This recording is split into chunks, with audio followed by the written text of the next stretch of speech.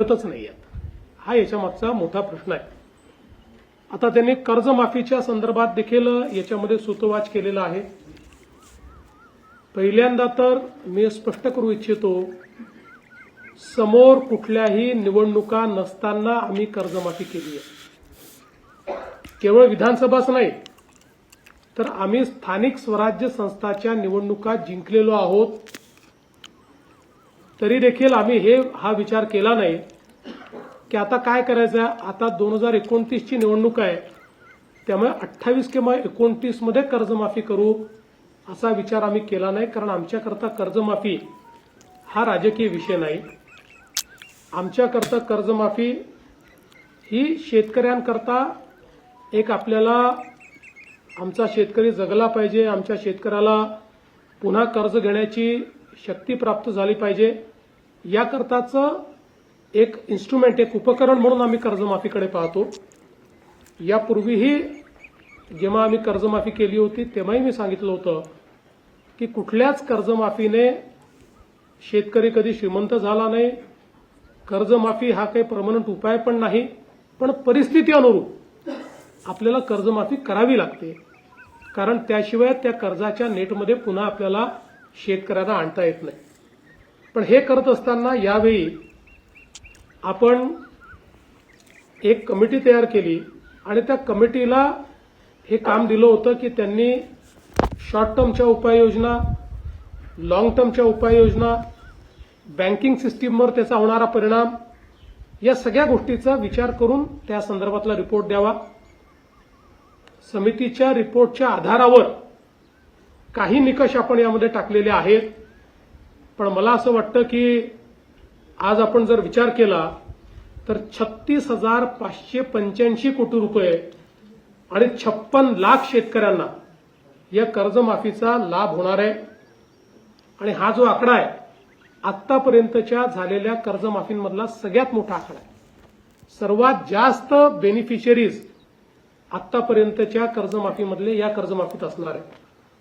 त्यामुळे काही गोष्टी निश्चितपणे आपण केलेल्या आहेत की बँकिंग सिस्टीम जी आहे त्या बँकिंग सिस्टीमवर जर ताण आला आणि बँका जर त्या ठिकाणी अडचणीत आल्या तर उद्याच्या काळामध्ये आजच आपण पाहतोय, मागच्या काळात नागपूरसारखी बँक, वर्धेसारखी बँक, बुलढाणासारखी बँक, या बँका अडचणीत आल्यामुळे आज या जिल्ह्यांमध्ये कर्ज घेणाऱ्या शेतकऱ्याची संख्या ही मोठ्या प्रमाणात कमी झालेली आहे।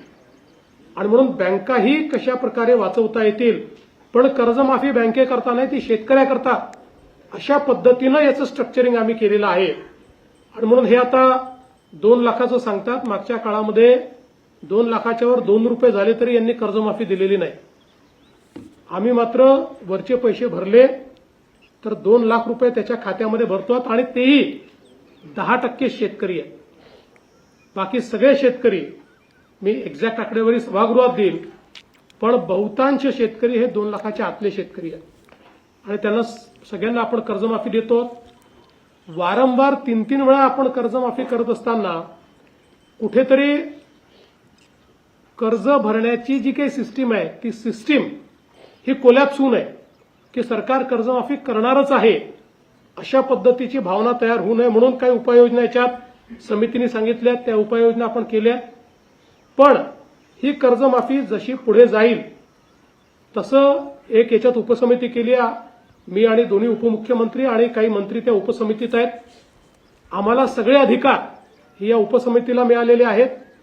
या उपसमितीच्या माध्यमातून ही कर्जमाफी पुढे जात असताना ज्या ज्या अडचणी येतील किंवा जिथे कुठे असं वाटतंय की शेतकऱ्यावर अन्याय होतोय किंवा काही बदल करण्याची आवश्यकता आहे, ते सगळे अधिकार आम्हाला दिलेले आहेत। त्यानुसार त्यावेळी योग्य निर्णय हे आम्ही निश्चितपणे त्या ठिकाणी घेऊ। खरं म्हणजे एक राज्यामध्ये खूप अडचणीची परिस्थिती तयार झालेली आहे। अल निनोमुळे पाऊस खूप लांबलेला आहे आणि मोठ्या प्रमाणात पावसाचं डेव्हिएशन आहे। जर आपण जून महिन्याच्या पावसाचा विचार केला तर आतापर्यंत सरासरीपेक्षा 80% कमी पाऊस पडलेला आहे। आणि तो आपण जर बघितला तर विदर्भात 80%, मध्य महाराष्ट्रात 83% आणि कोकणात तर सरासरीच्या 86% कमी आहे. मराठवाड्यात ओव्हरऑलच पाऊस कमी पडत असल्यामुळे तो 69% कमी आहे. त्यामुळे ही अत्यंत चिंतेची बाब आहे. काही जिल्ह्यांमध्ये तर अजून पावसाचा एक थेंबही पडलेला नाही. आता जे काही IMDने